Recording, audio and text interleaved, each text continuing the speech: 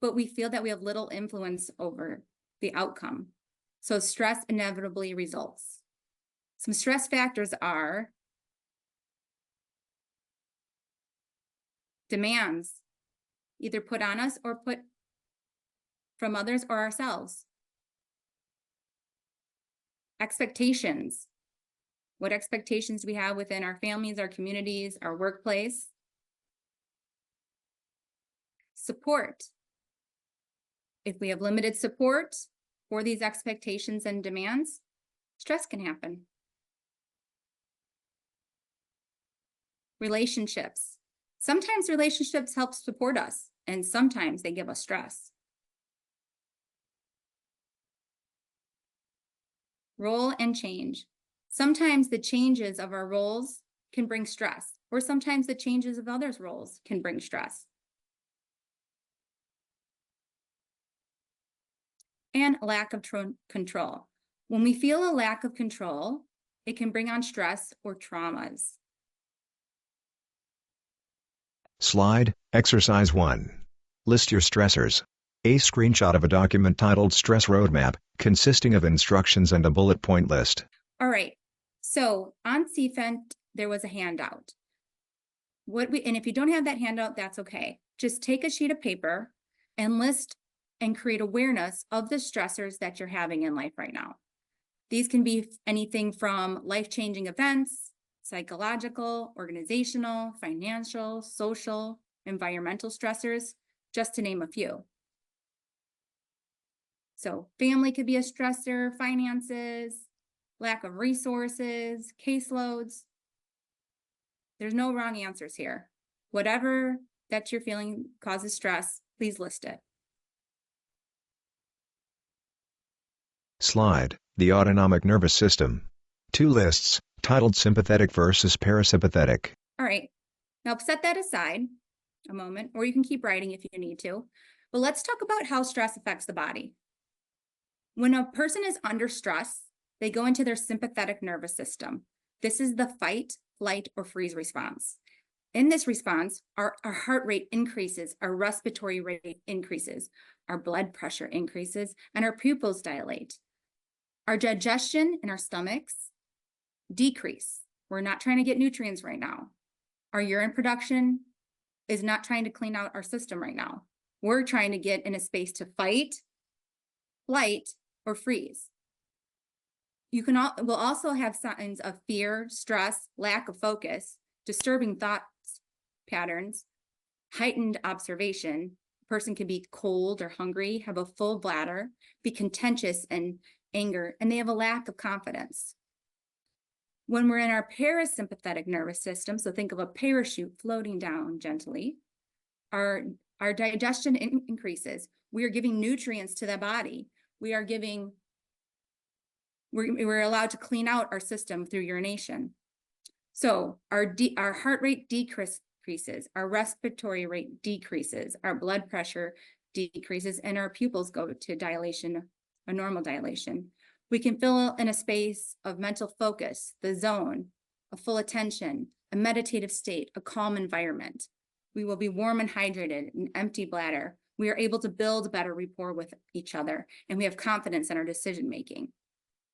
Have you felt these before?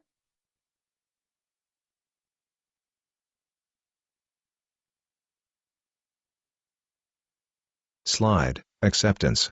A numbered list. All right, so we talked about our first step, which was awareness. Our second step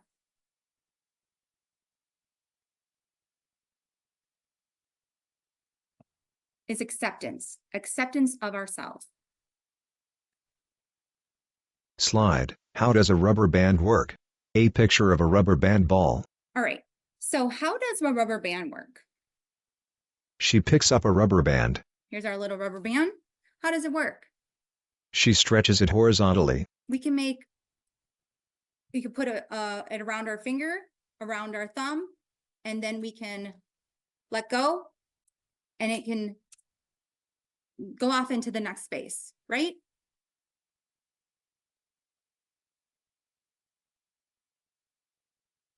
A numbered list. Make a slingshot, put a loop around it, and have fun with it. Maybe get our little brother or sister with it. Slide, follow-up questions. A bullet point list. So let's follow up with these questions. You might be like, why are you making a rubber band work with us? The rubber band, is it broken when we use it like this? If we use it over our thumb versus putting it on our index finger, is it broken? Can I still project it? Absolutely, right? What if I use it like this? She holds the rubber band without stretching it, and lets go of it. Can I project it then? No. So what is making this rubber band project forward? Is it just because I throw it? Or is it because I had to have what? The answer is tension. I have to have tension to allow this rubber band to go from point A to point B.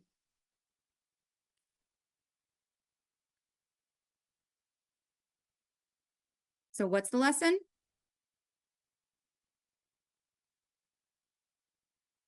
Putting tension on this rubber band is what makes it project forward. So how does this correlate with our mental health? Let's find out. Slide, accepting the tension, stress.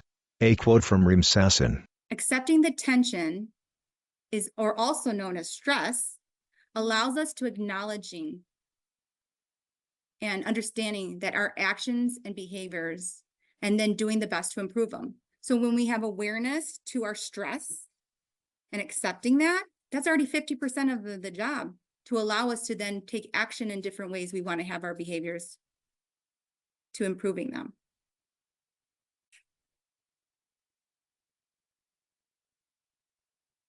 Slide, perception. A numbered list. All right, so then the next stage. The first step is towards success is awareness to self.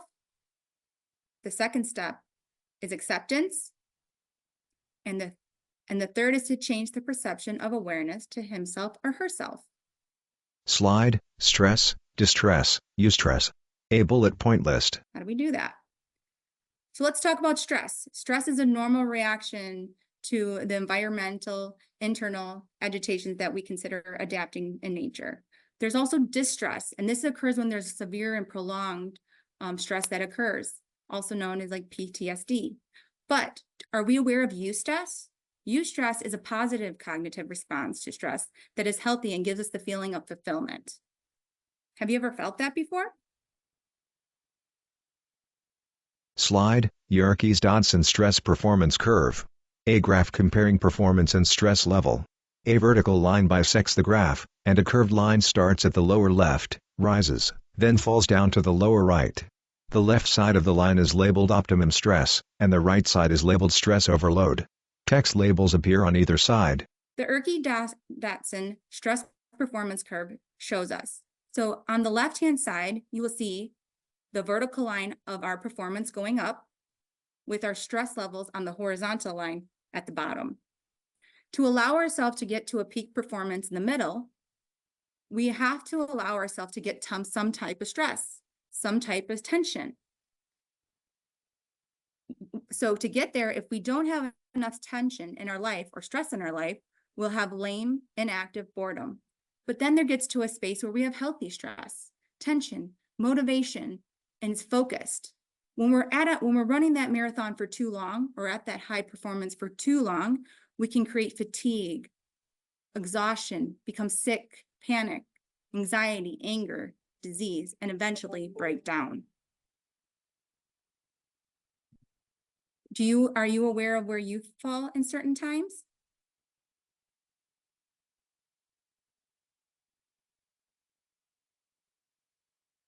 Slide, The Lifesaver, by Dr. Kelly McGonigal. A still image from a video, showing a woman giving a speech. Video title, How to Make Stress Your Friend. Okay, so we don't have time to show this video right now, but I highly encourage you to take a look at it. This is by Dr. Kelly McGonigal. She's a health psychologist and lecturer at Stanford University who is known for her work in the field of science health, which focuses on translating insights from psychology and neuroscience into practical strategies that will support health and well-being. What this video shows is that they've done a study with over 30,000 adults in the US over 8 years. People that viewed themselves as having high stress and believed stress would harm them had a higher rate of sickness and death. However, it's so much that it was like a 43% increase in dying. But people who had viewed that they had high stress, but it was good for them, had a decrease in any type of sickness and dying. What happens in the body, this means what happens in the body is that when we perceive stress to be healthy for us, in a state of giving us a eustress, we can change the chemical reaction in our bodies. For example, our blood pressure and our heart rates. When we view stress as harmful to us, our blood vessels restrict and causing it harder to get the blood flow through. When we view the stress and alter our perception of stress, we can reduce and let the blood flow easily. Oxytocin is created in the body, which is the love hormone. And that can help us get through challenging situations. Slide, reframing internal dialogue, and changing your perception. A bullet point list. So let's reframing some of the internal dialogue and change our perceptions. What are some techniques? So we can play brain games. How do we make this into an enjoyable thing? As a service member, they had us do a lot of silly little tasks, raking leaves, cleaning empty fields for garbage for hours upon hours. And there's 2 teams. One team complained about it. This isn't what I signed up for. The leaves are going to fall again tomorrow. Why am I doing this? The other team said, I bet I can rake a bigger pile of leaves than you can. Ready, set, go. Both teams had to complete it, but which one was less stressed? The team B that had made it into a game.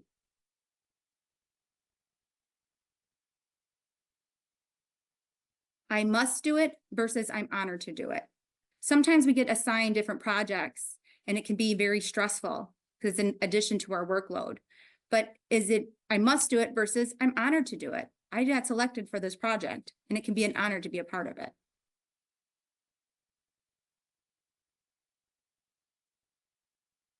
It didn't happen to you, but for you.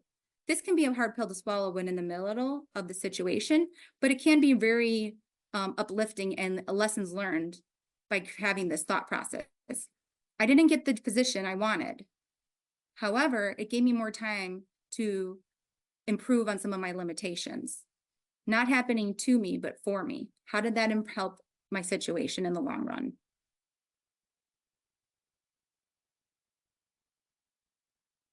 Also, when things are overwhelming, we can also look at what's in my control right now in this present moment. Thinking of our future too much can cause anxieties and overwhelming thoughts. Thinking of our past and what should have been, could have been, can cause depressions. Helping us focus right now in this present moment allows us to take it one step at a time and what is in our control. Slide, the 4 A's model. A list with examples. All right, so let's talk about the 4 A's model. When we're under stress, we can do the 4 A's to help us through it. So we're creatures that avoid pain, seek pleasure, and take the path of least resistance. So it's very natural for us to avoid situations that we don't like. We refocus away from them for those stressful situations or a person, and you can try to escape the minor stressors to find ways to make the situation better. For example, if we're in a traffic jam, we can take a different route. In life, we can say no to minimize interactions and review of the stressors we put on ourselves. If it's not a heck yes, then maybe it's a no. Evaluating what is important to us and where we are saying yes and no. We can't avoid everything, but we can evaluate where our boundaries are with things. Another A is alter. We can shift our external environment to reduce or eliminate stress. You can try to communicating clearly and letting people know your expectations. So for example, when we're in a traffic jam, maybe we take the metro or a bus instead of sitting in the traffic and driving in our car. We're identifying our boundaries and expressing them. We create time management. We can also delegate. So maybe you're delegating by taking the metro. The other A is acceptance, putting the situation into perspective so it's less personal and stressful. You can try talking with someone, forgiving, practicing positive self-talk. So for example, when you're in traffic is what it is. Traffic is doing what traffic is doing at rush hour. We're critical feedback as constructive criticism and falling in forward and having lessons learned. How can we learn from these lessons? The next one is adapt. Changing the way you think about the interaction with the source of stress. You can try challenging your standards or expectations of a stressful situation. For example, traffic jams, that's a time to decompress for me. You could say, I'm going to listen to a podcast, my favorite music, or maybe a book. You can reframe the problems and how you can make this more enjoyable. Slide, take control. The 4 A's, with instructions for each A. Exercise 1 follow-up. An example of the stress roadmap, with 1 item circled. Okay, so let's bring that sheet of paper back. Look at all the stressors that you listed. If you can avoid it, put a line through it. For example, family. I don't think I'm going to talk politics with my mom. She's very hot-headed about them, and that's just unpleasant for me. So I'm going to avoid the politics conversation. You can alter it, delegate, or get support. Write the name of the resource, the person on which you can get that altered.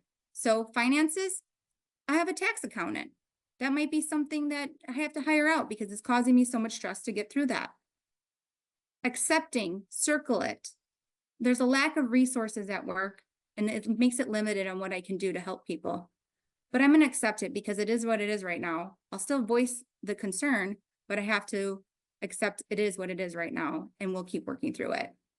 Adapting, put a slash there and alter your perception. The caseload, it's high. How can we make this into a team challenge? How can we have some fun with it?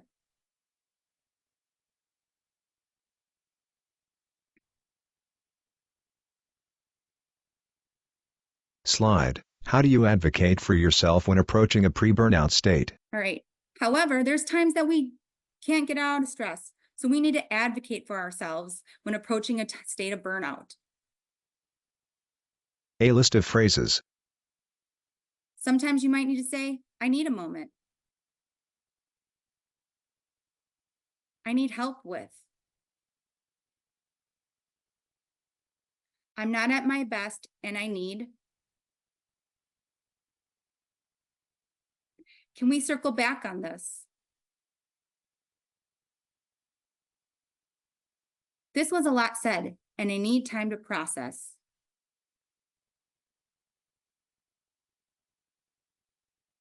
Think of what statements you use. Slide, takeaways. A numbered list. So takeaways from today. The first step towards success is awareness to self. The second step is acceptance to self. And the third is to change the perception of awareness of himself or herself. Slide, break or breakthrough. Okay, so next time you're under stress, I hope that instead of having a breakdown, you can have a breakthrough. Thank you. Following me will be Lee Lester, who has been so great to work with. She's so knowledgeable, and I'm super excited for her next presentation and resources. Thank you. Slide, thank you for your participation in this course. Please take a brief to help us improve. A QR code. Slide, Lee Lester.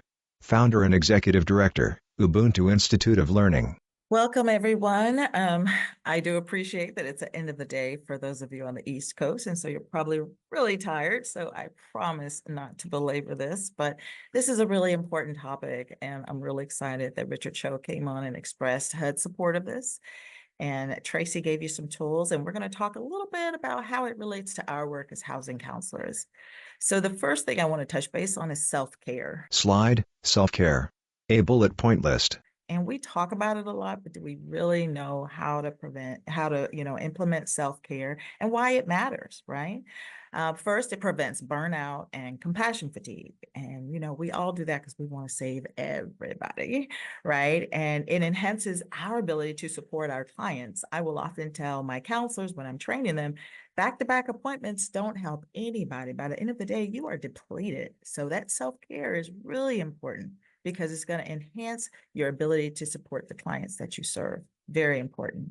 And then lastly, on why it matters is it helps promote well-being and balance. It kind of gets us in our Zen space and helps us to process information. I use that a lot in the boot camp I teach is, let's get to our happy place. Let's get that balance before you take on something that's really challenging. So then how do we do it? With some tried and true self-care practices, such as taking regular breaks, like I mentioned, setting boundaries, as Tracy talked about, a mindfulness practice. And it doesn't mean you have to become a yogi, right? It could mean you're just going to take a couple minutes to come back to center, to, calm down, to soften your nervous system, if you will, maybe reframe some things so that you're perceiving it in a different way. And I love that Tracy talked about the eustress, that positive response. That's something we definitely want to keep mindful of. Slide, recognizing the signs of client distress. A bullet point list. Next is how we recognize the signs of this distress, because it's not just in us, right? It's in our colleagues, our coworkers, but it's also in our clients. And so we want to talk a little bit about those key indicators that we can look out for. And this goes for colleagues and clients. First, you want to look for some unusual changes in their behavior or their mood. You know your staff, your colleagues pretty well. And after a while, you get to know your clients. Some of us work with people for over a year. So when you see something change, that should be a red flag. Next, you want to look for any time they express hopelessness or anxiety. And for those of you who do foreclosure counseling, first of all, my hat's off to you. You are doing good work because it is incredibly stressful. But there is another level it can get to when, your clients are about to lose their family home. That's what I'm talking about, right? And then if you see your colleagues or your clients start having unusual difficulty focusing or making a decision, when usually they're pretty on top of it. And then all of a sudden you're like, wait a minute, something's not quite right. You want to be mindful of those types of changes. And then lastly, another indicator to look for is when they talk about stress or lack of support. Like Richard talked about earlier, during the pandemic, we were all isolated, and that was really stressful. Even if you're an introvert, that's stressful, right? So you want to look for those types of indicators to be mindful of, and keep really detailed notes. That's also going to help you notice those behaviors, because we have a lot of clients. I understand, many of you have 30, 40, 50 clients you're working with at one time. And so the notes are going to be what you kind of refer back to help you go, wait a minute, this is not how they originally showed up. So now that we know what to look for, we know okay, we need to be writing something down. How do we respond? How do we respond? And therein lies the challenge, right? So first, safety is important, not only for you, your colleagues, but also your clients. So listen actively and empathetically. And that's our nature, right? We're already empathetic people. That's why we're housing counselors. So you want to make sure you're really listening to what they're sharing. Go ahead and skip over to the next slide if you don't mind. Thank you. Slide, responding to client needs. A bullet point list. You want to listen actively and empathetically, and you want to make sure that you're validating their feelings. As a trained mental health first aider, shout out to HUD for providing that training. One of the things we're trained in initially is assessing urgency. Is this client someone that really needs a mental health intervention, right? And you want to make sure that you look for those triggers we just talked about. And is this an urgent issue, or is this someone just kind of blowing off steam? And we'll talk about how you can get that training at the end of this. So definitely stay tuned. And what you want to avoid, of course, is offering expert solution when you're not an expert, right? Even as a mental health first aider, I don't feel like I can offer expert solutions. I can recognize and assess when someone's in a stressful situation and might need a referral, right? But definitely we don't want to cross that line, right? Plus, we wear enough hats. Let's be honest. We have enough stuff on our plates. We don't need to also have this too, unless that's your jam. If you're trained to do mental health work, go for it. But if that's not, then you just want to kind of, look out for the indicators. And what's really important is don't minimize their concerns. Don't minimize their concerns, because oftentimes people going through a mental health crisis aren't going to tell you how deep they're feeling or how dark a place they're in, because there's some shame that they may be feeling. So you want to, again, validate the feelings and let them know this is very important. Slide, making a referral for mental health services. A bullet point list. And then, next slide, then make the referral, right? So if it's affecting housing activities, that's probably a time to make a referral. Of course, if your client asks you for mental health support, then you can definitely make a referral. And then if there's a severe life change, you want to make a referral. So I'll give you an example. If you have a lot of foreclosure clients kind of are in that place, right? Because they're losing their home, and that can be extremely severe for a lot of people, especially if they've been in the home for a long time, or if it's a family home, property that's been in their family for generations. That can be a severe life stressor. Sometimes people who are in credit crisis, that can be a severe life stressor, divorce, etc. I think you get my point. And then how do we refer? Well, we're going to provide resources, right? We're going to provide resources for you where you can just make that referral.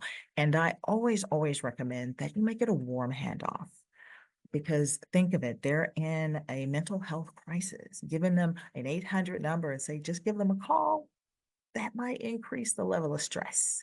So if possible, now I know we can't always do that, but when possible, make it a warm handoff. Get to know your mental health professionals that you can make referrals to, and refer them to someone that okay, they're going to be there from this hour and they're taking intake, and this is how you do the intake, et cetera, et cetera. And then just because we're human, follow up, check in with them from time to time. How you doing? You okay? Believe it or not, sometimes that text or that call is the first time someone has checked in on them since they've been in their mental health crisis. So we definitely want to, when possible, check in on them, see how they're doing. Yeah, so I will stop there because we could go on and on. I'm excited to be able to do this work and thankful for HUD, but I'm going to throw it back over to Shauna so she can kick off the Q&A. Slide, Q&A.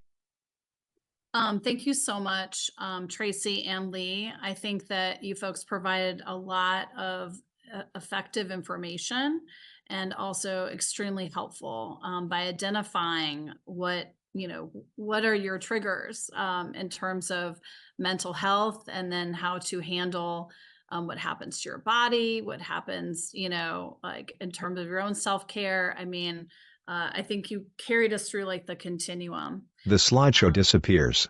The speakers appear on a video call. So I'm going to stop sharing for a second. And I did want to put in a plug for the post assessment that Tracy had at the end of her presentation. And Lindsay Burns on the ICF team is helpfully going to make sure that you receive that in the live session. So please, please, please make sure that you fill out that particular post assessment if you can. And if you filled out the post, it goes together. And I know Tracy is very much like focused on making sure that the feedback is received, and then also that's how they redesign future training and things like that. While we wait for questions to come in, Tracy, anything to add to the assessment piece in particular that folks might find really interesting that the department is doing? Well, we just really appreciate everybody's interaction with the assessment, both the pre and post, because it allows us to know what direction we should go with these type of trainings. If it was beneficial, great. And if it wasn't, that's okay too. It allows us to learn and have that constructive criticism we're looking for. So thank you all for taking the time to do so. Okay, thank you for that. So look for that. It was that last QR code, but we'll post the link in the live session.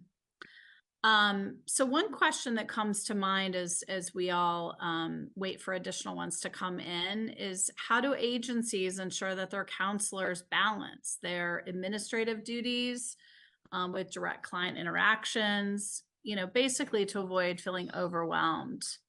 So would love to know your feedback, Lee, on that question.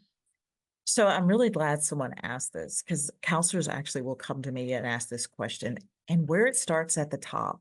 This is one of the few areas I would say trickle down actually works. So if the executive directors and the leaders of the organization let the staff know that this is something that we value and it's a high priority, and they make space for it. They say, if you're having a challenge, you can come to me, take a beat, take a walk around the building, do what you need to do to get your mental health back on track, then staff will follow that lead. But by the same token, if they say, you know what, you got to take all these calls back to back, you can't do this, you can't do that, staff will also follow that, and then they'll get overwhelmed. So it's going to be really, really important that the managers and the leaders of the organizations really take an active role in helping their staff manage their mental well-being and get them trained, have them go through this mental health first aid class. It's free from HUD. And I know I never say free. HUD is paying for it, so it wasn't free, but HUD is sponsoring it. So take advantage of that. That's going to empower them as well. I highly recommend that. Thank you.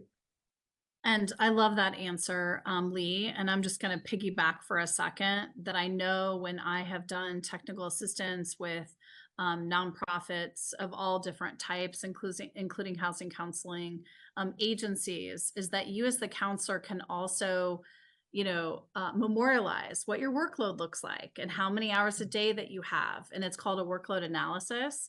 And it's something that you can bring to your manager, can bring to your leadership, because it may be that they do not understand the time in which you're taking to do these administrative tasks and work with clients.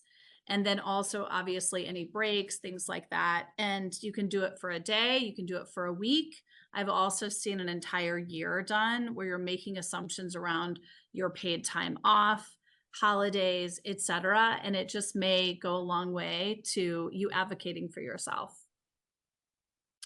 All right, Lindsay and I picked up the same question. Thank you so much for pasting this in. This also may be a good one for you, Lee, is about when you do referrals, what can counselors do if a client who's in need doesn't follow through with that referral? Oh, that is a really good question. So all we can do is what we can do, right? And one of the things I used to tell my staff is we can't want it more than they can. So like I said earlier, have a follow-up, check in on them from time to time, see if they're going, obviously you can't get too in their business, right? But see if they went for the referral. And after a few times, then I would gently, let them know, hey, I just want to check, see how you're doing. I really think this is a good space for you. But if not, here's some resources. Maybe hand them some resources that they can check out on their own, because they just may not feel comfortable talking to somebody, especially depending on your faith and your core beliefs. That just may not be part of it, but maybe they can talk to someone else, or they can talk to someone on an 800 hotline that's very private. So I would definitely provide some resources. And depending on how they're acting, if it's really intense, then make sure you have some safety measures in your organization in case they come back, because you want to also protect those that you work with. Very good question. Yeah, that was really helpful. Folks are looking for various links and things like that, which I will definitely show toward the end. So thanks so much for those questions. I did wonder potentially, this is a good question that came in. Is there a site where counselors can find resources in their specific area for referrals to mental health organizations? So is there like a lookup tool? You know how like there's lookup tool for housing Mm, counselors or sorry, mhm. housing agencies? Is there a similar lookup tool that somebody could use for mental health? Tracy, I'll let you jump into that one. So NAMI usually is a great resource to get mental health services, and they're throughout the nation. So if they look up their local NAMI, that's a way to get resources for mental health. And I And want that's to, National Alliance, I apologize. National Alliance on Mental Health. yes. And it's just NAMI.org. Thanks for that. That's a good idea. Mhm. Others, Tracy? Did you have another one? I just wanted to piggyback on the statement that Lee said earlier, is that we are a cog in the person's support system, not the only support system. So when we're working harder than the person is working towards getting their needs met, that can be challenging and burning out for us. And that just remember that we're only one piece of that puzzle. So what is getting in that person's way, and what is the one step that's in their control right now? What's in their control at this moment? So if too many resources are a big thing for them because it's overwhelming, maybe what is one thing that they can do to get towards that step for themselves? You know, that's And a good go ahead. point. And like just bite-sized pieces and not trying to solve everything all together is a different way of saying what you're saying. Go ahead, Lee.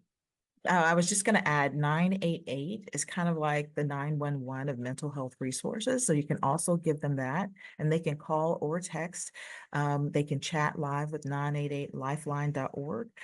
So those are a couple quick resources that you kind of keep on a business card. You could just hand out, right? Something simple that you can do to help them out. Mm-hmm.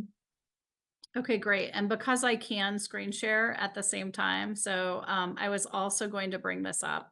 A web page on the HUD Exchange. Need housing assistance? Text and links. The cursor hovers over the menu on the top of the page. So I think some of you know that on the HUD Exchange, there is this need housing assistance. It's the orange box that's at the top.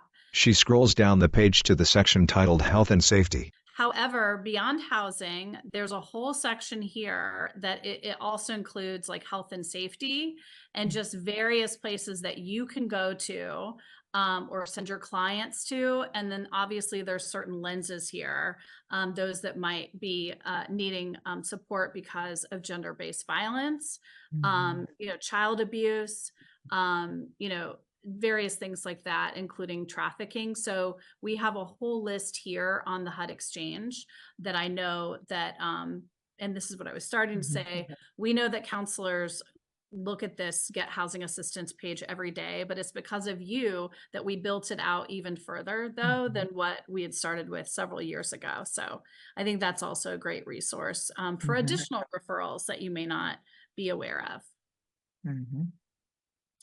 I think we have time for one more question here. So let me see what I can find. There's a lot of folks like who have questions just around like how many clients are too many, things like that. I don't think that we are in a good place for that. I think we gave you a strategy that you can use with your folks. Is there anything if you're seeing Lindsay that you might be able to assist with as well? If not, oh, please go ahead. Sure. Yeah. And this is a topic we're continuing to explore further and the different types of resources we can provide. So I love thinking of this as the beginning of a conversation, even as we're wrapping up today. But one of the questions that came in, which I thought was provocative in a good way, is how do you handle stress when every day seems stressful? I think Tracy and Lee both, we're very diplomatic about sort of acknowledging that this may feel true for many folks, but curious how you would respond to that. Well, I'll jump in. the work we do can be stressful, right? And if you're, like I said earlier, a foreclosure counselor, that's almost every day. I think the tool that Tracy gave us with that stress, I think you have to find a way, a game, some sort of motivation that puts it in that positive kind of cognitive space. And when it starts to go back down that curve, that's when you need to implement those self-care strategies. You need to also put up some boundaries. Make sure you're in communication with your management team to say, hey, okay, this is starting to leak. I need to step away for a minute. I used to have my counselors not just do foreclosure, but maybe split their time. So some of it's foreclosure, some of it's pre-purchase education. So they get some happy with the sad. So there was some balance there. And they weren't all just doing like foreclosure.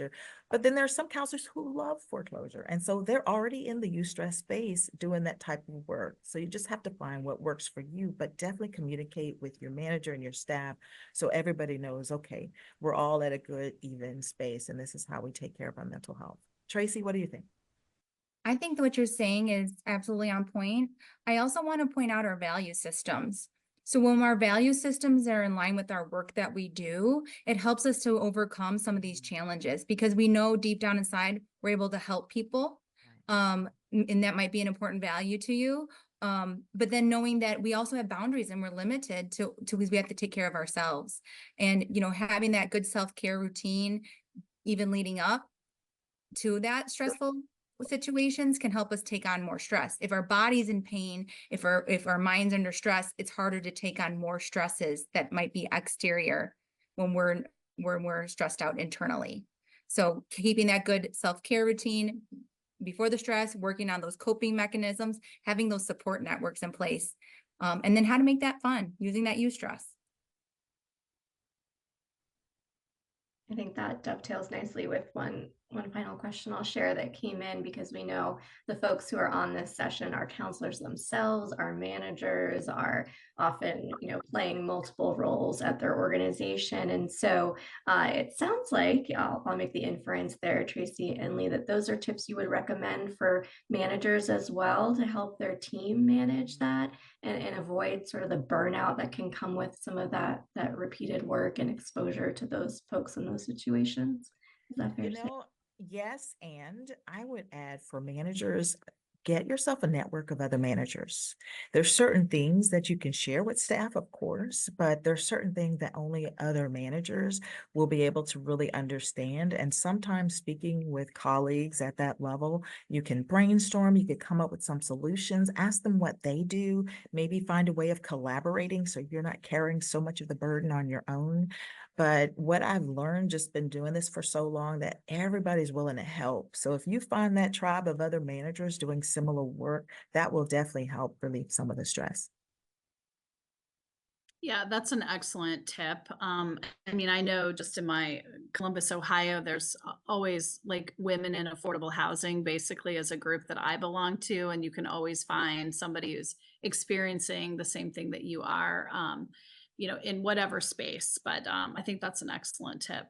Why don't I go ahead and go back to, we have 2 resource slides, and Lee and I are going to cover this together.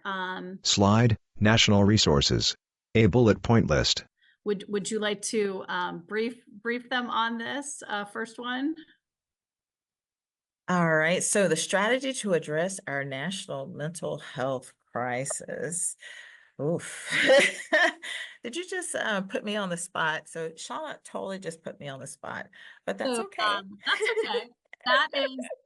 That is actually, no, it's okay. I'm pretty sure that that's actually our, the White House, is the first link. And then also, basically because as we talked about with Richard, implications of COVID and mental health, and substance abuse is also, a good link there. And then, this is, where there's mental health shortage areas and where Health and Human Services have kind of like got together and provide resources. I know somebody wrote in, Lee, in the rural space, and they were really looking to see like where they can go. That's a great place Cool. for you to look up some additional services. Oh, good. And then, of course, that third one is the one I've been talking about this whole time, is the mental health first aid training, which I highly, highly, highly recommend everybody do.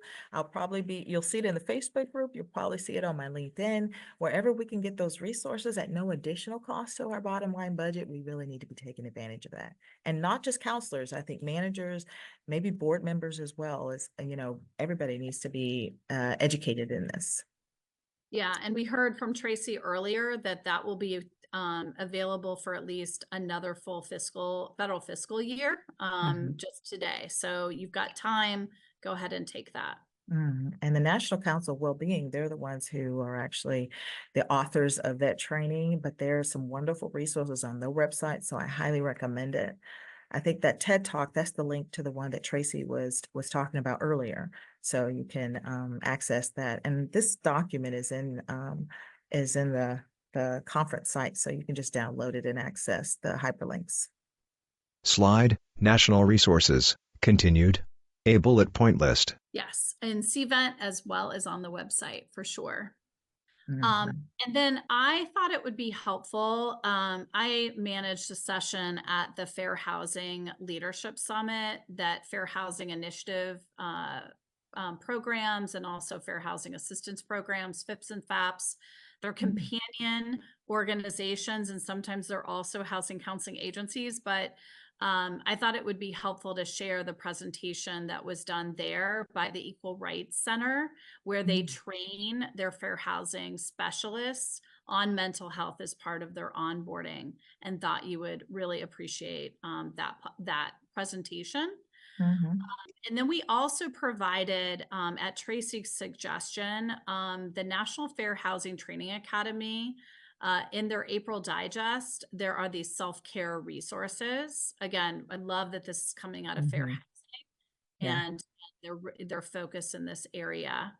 And then we also created the Housing Counseling Today article, which is HCT, and we featured Mental Health Awareness Month in May.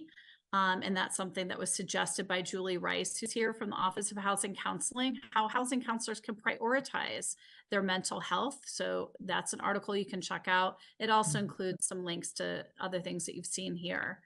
And then Lee Lester is one of the folks that is providing training nationally with the variety of HUD training partners. There are 7 of those across the country. Some of them, Unidos US and CRC and others. So we just thought you would want to directly link to those training partners also on the HUD Exchange. Right.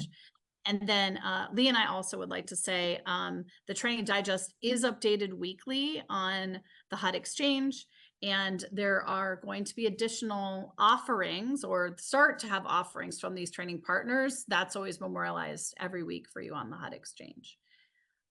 Anything to add to that? I know we're a couple minutes over, Lee, but anything to No, add? you did a great job. I think just do it, right? Don't put it off. Go ahead and take the class, get the training, feel empowered, and have those conversations with your staff, your managers. Prioritize yourself. It's so important.